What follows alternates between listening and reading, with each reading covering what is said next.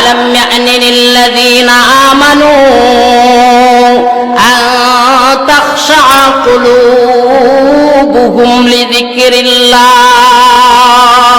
আল্লাহ পাক বলেন, রে মুমিন, তোমার অন্তরে কি এখনো ধাক্কা লাগে না? তোমার অন্তরে কি এখনো আমার মাওলার ভয় ঢুকে না? তুমি তোমার দুনিয়াদারি সব কিছু করতেছো, তুমি তোমার দুনিয়ার প্রয়োজন সব মিটাইতেছো, কিন্তু আমার মাওলা, যেই মাওলা আমাকে 24 ঘন্টা সময় দিয়েছেন, ওই মাওলার জন্য আমি একটু সময় বের করতে পারি না। আমার মাওলা বলেন, মুমিন, তোমার অন্তরে কি এখনো ধাক্কা লাগে না? এই জন্য বাজান আল্লাহ পাক বলতেছেন, অন্তরের ভিতরে আল্লাহর ভয় ঢুকাও, আল্লাহর ভয় তোমার অন্তরে ঢুকাও, দুনিয়াদারি তোমার কোনো কাজে আসবে না।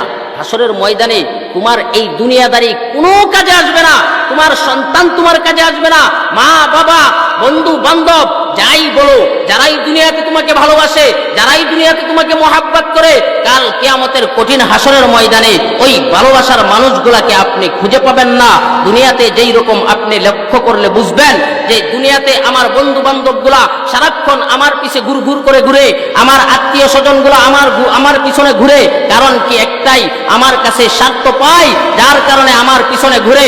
আমার পিছনে স্বার্থ পাবে না তো আমার বন্ধু বান্ধবগুলা আমাকে লাথি মেরে চলে যাবে। এই রকম ভাবে কাল কিয়ামতের কঠিন হাসরের ময়দানে আপনার বন্ধু বলেন, আপনার সন্তান বলেন, মা বলেন, বাবা বলেন, যাই বলেন, সবাই আপনাকে রেখে চলে যাবে, পলায়ন করবে।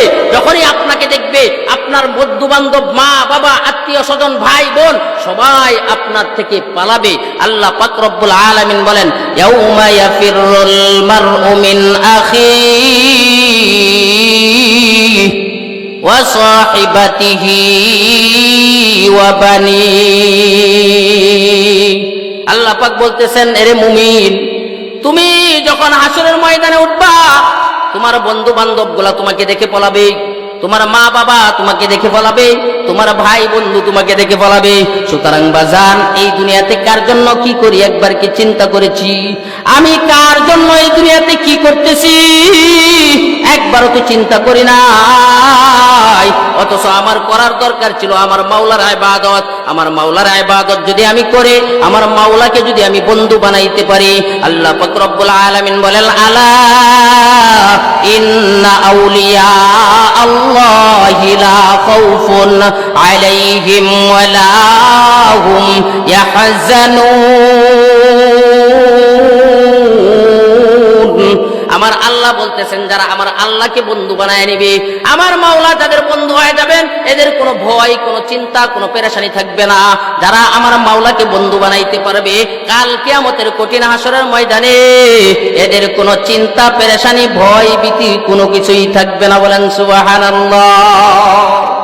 মুহতারাম হাজিরিন, আমি যেই সূরা থেকে তিলাওয়াত করেছি, এই সূরার মধ্যে আল্লাহ পাক রব্বুল আলামিন শিক্ষা বিষয়ক আলোচনা করেছেন। আমরা এই দুনিয়াতে শিক্ষা অর্জন করব, কোন শিক্ষা অর্জন করব? আল্লাহ পাক বলতেছেন, যেই শিক্ষা আমার মাওলার নামের শিক্ষা, আল্লাহর নামের শিক্ষা অর্জন করার কথা আল্লাহ বলেছেন। তাহলে শিক্ষা দুই প্রকার হয়। শিক্ষা হয় প্রথমত দুই প্রকার। এক প্রকার শিক্ষা হলো কাগজে কলমে শিক্ষা, আরেক প্রকার শিক্ষা হলো মৌখিক শিক্ষা। তো শিক্ষা প্রথমত দুই প্রকার হলো। মৌখিক শিক্ষাটা যেরকম একটা ছোট বাচ্চা, সে যখন আস্তে আস্তে বড় হয়, তার মুখ ফোটে, তখন সে আস্তে আস্তে কথা বলা শুরু করে। ঠিক বলেন, জোরে বলেন, ঠিক কিনা? কথা বলা শুরু করে, এটা হলো মৌখিক শিক্ষা।